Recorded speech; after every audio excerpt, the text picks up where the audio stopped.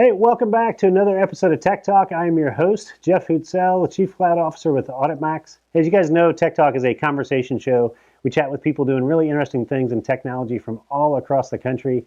Today, we got a fantastic guest who's going to be joining us today with a really unique perspective on the world of technology. We've got Dr. Lee Milligan from Asante. Lee, thanks for joining us today. Good morning, Jeff. Nice to see you. Thanks for having me. Yeah, absolutely. So usually when I introduce people on here, doctor is not the title that comes before the name of most chief information officers in the marketplace. You've got a little bit of a unique background. I'd love you to kind of share that story with the audience here. Sure. Yeah, I'm a nerd at heart. And so converting from being a physician, seeing patients one-on-one to going into technology wasn't too hard for me. But I did come out of residency back in 2000 and did straight medicine for about 10 years. And then I decided to go back to school after a series of conversations with my wife, and ultimately decided to pursue computer science. And when I was kind of in the middle of that road of doing that, our health system decided to select an electronic health record going from paper to the EHR. And I got involved in that process. And one thing led to another. And eventually I was able to program our electronic health record for a number of years, which led to a lot of great learnings about how the whole process works, and then ultimately became the Chief Information Officer about 2 years ago. Yeah, it's great. So I can imagine it's such a big benefit for you going into that Chief Information Officer role. So I'm sure there was a big learning curve with just the technology itself, but being able to bridge that gap and kind of talk the language of your customer, the physicians in the organization, has that given you a pretty big advantage and kind of perspective on the way you do things?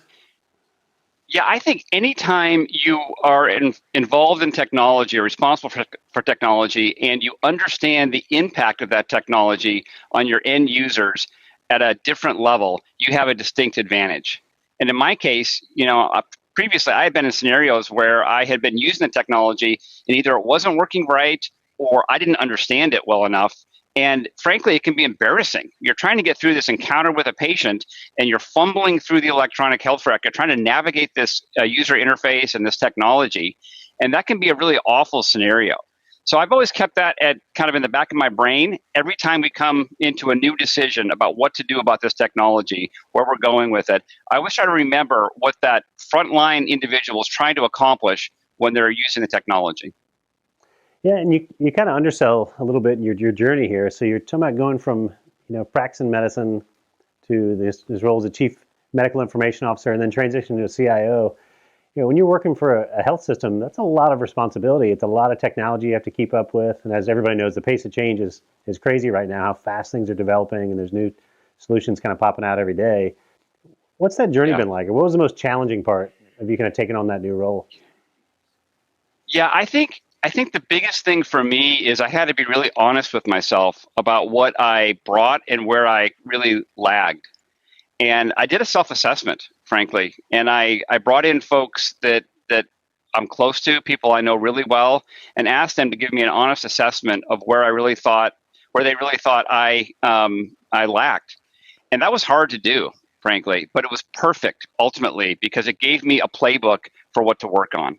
And once I understood kind of where it really needed to focus my efforts, then it was just a matter of accomplishing it. So, for example, information technology is right now getting that right around information security is key. And so I understood pretty early on that was an area I didn't have a full grasp of. And so I decided to roll up my sleeves and really go after that. And I've spent the last 5 years learning everything I can about information security. Yeah, and that's a hot topic right now, right? I know there's been articles in the last couple days and few weeks about healthcare in particular that's become a target for the bad actors and ransomware and things like that. When you think about that and kind of the spike in those that are happening during the pandemic now, what's your approach been through this time to making sure you keep your companies and the patient data safe? Yeah, great question. So we've given a lot of thought to having a comprehensive strategy around how we protect our assets, our digital assets. We follow NIST version 2. We also have a defense in-depth approach. And without going into too much specifics, we try every year to add additional layers onto that in order to become more and more secure. Having said that, these guys are smart. they've learned, they poke holes, they try to identify where there's opportunity, and they go after it. Everything from phishing campaigns to infiltrating systems with FTEs who are purchased. And so we have to be ahead of that best you can. Most recently, what you're referring to has been a coordinated effort by a group in Eastern Europe to attack up to 400 separate hospital systems were on the list. And the FBI has given a number of briefings over the last 8 days or so to address this. I've attended those. There's opportunity to ask questions and whatnot. And they've hit a number of places, including a hospital system that we provide the electronic health record to. And so we've worked closely with that hospital to help them get back up and running. They're not quite there yet, but we're doing our best to try to help them as they work through this. So I'm curious, Lee, what's your strategy been as you've moved into this new role and you're working on a organization that's rapidly expanding and doing this digital transformation? What has your strategy been to really tackle all these different areas of technology, many of which you've said are kind of new to you, different expertise? What's kind of your strategy been to approach that? I think the most important thing is to develop your team.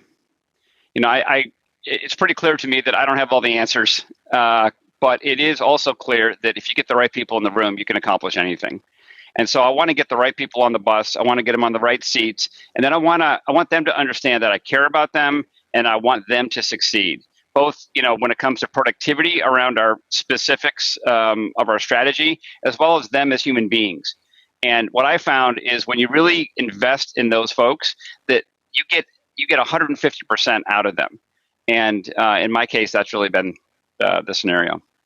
Yeah, it's great. And you talk about just kind of the leadership side of things. And I can tell, obviously versed in your background, you get that well-rounded perspective. You're obviously a very smart guy. And you mentioned, I can sense the humility and the humbleness from you as you're coming through this and the journey you've been on. When you think about some of the other key characteristics that are really important for that kind of the modern CIO job, what else kind of comes to mind that would be on that list? Yeah, I would say curiosity. For sure, curiosity. You got to be curious about this stuff. You got to know why. You got to know. You got to know things. In order to know things, you have to ask questions, and curiosity drives those questions. And so, I'm a nerd at heart, so it comes natural to me. I don't mind asking questions. I like getting into deep discussions with my team around the why behind things, and that often leads to an aspect of the situation we never even thought about before.